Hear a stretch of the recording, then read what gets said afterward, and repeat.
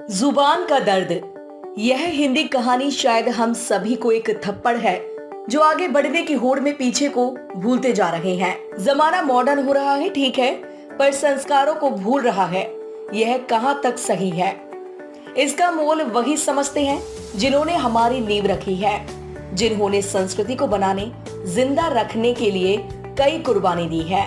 वही समझते हैं इसके हनन की तकलीफ को। हमें अंदाजा भी नहीं कि हम अपनी आदतों के चलते कितने लोगों की भावनाओं को कुचल देते हैं।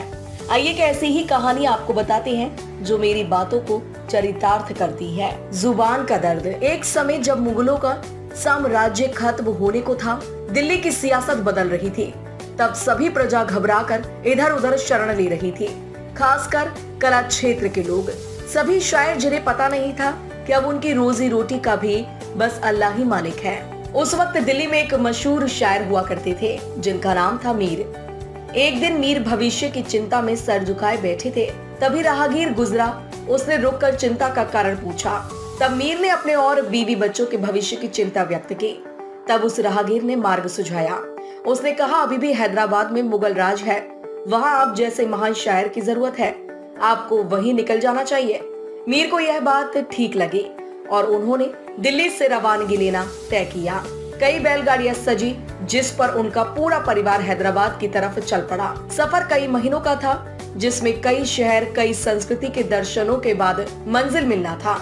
आज का वक्त नहीं जो मिनटों में उड़ान भरकर दूरियां मिटा दे। मीर भी उस सफर पर निकल पड़े। कई जगहों पर रुकते हुए वे आगे बढ़ रहे थे। कुछ दिनों के सफर के बाद उनकी पोती ने उनसे बिगड़ी हुई उर्दू में कुछ बातें कही, जिससे मीर स्तंभ रह गए। उन्हें एहसास हुआ कई संस्कृति और भाषाओं के मेल से उनकी पोती की भाषा बिगड़ गई है।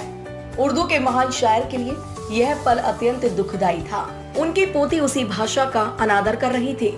उसी क्षण मीर को एहसास हुआ और उन्होंने अपना काफिला रोका और तुरंत दिल्ली की तरफ वापस रुकने का आदेश दिया। जिस पर उनकी बेगम ने पूछा, आपने फैसला भविष्य के लिए लिया था, अब आप पीछे क्यों जा रही हैं?